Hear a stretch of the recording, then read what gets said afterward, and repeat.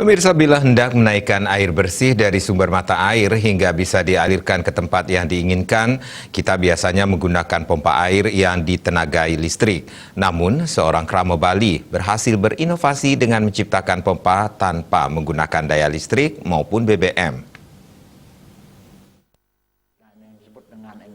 Pompa yang disebut Hidropande ini diciptakan oleh Pande Mangku Nyoman Merdana yang merupakan pensiunan ahli pertanian dalam dan luar negeri. Riset untuk pembuatan pompa ini dimulai pada tahun 2016. Pencipta pompa Hidropande, Pande Mangku Nyoman Merdana, mengatakan cara kerja dari pompa tepat guna tersebut memanfaatkan tenaga palu air.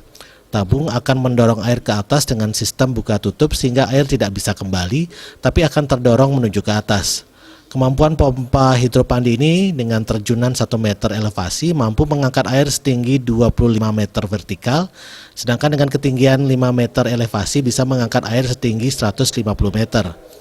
Kerja keras Pande tidak sia-sia karena pada tahun 2017 karyanya tersebut mendapat hak paten atau hak kekayaan intelektual HKI dari Kementerian Hukum dan Hak Asasi Manusia Direktorat Jenderal Kekayaan Intelektual.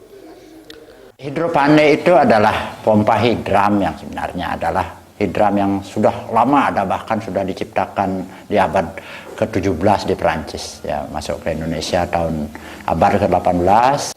Pompa air tanpa listrik atau tanpa BBM itu yang sudah banyak dikenal yang disebut dengan hidram, yaitu hydraulic ram pump. Jadi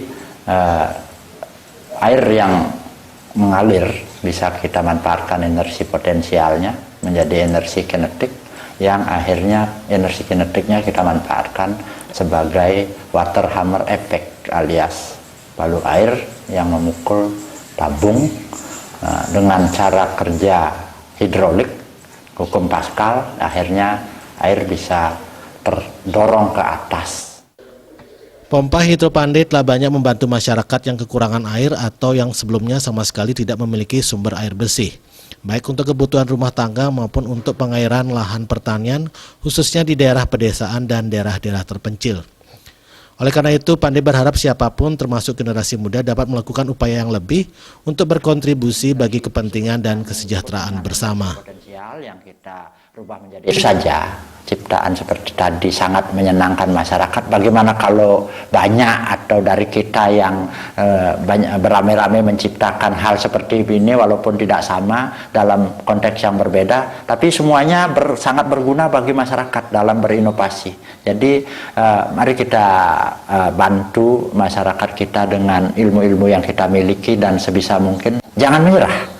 Berusahalah melakukan sedikit lebih dari yang sudah ada. Sehingga kemajuan itu kan berasalkan dari setiap peningkatan atau sesuatu penemuan atau penciptaan yang lebih dari yang sebelumnya.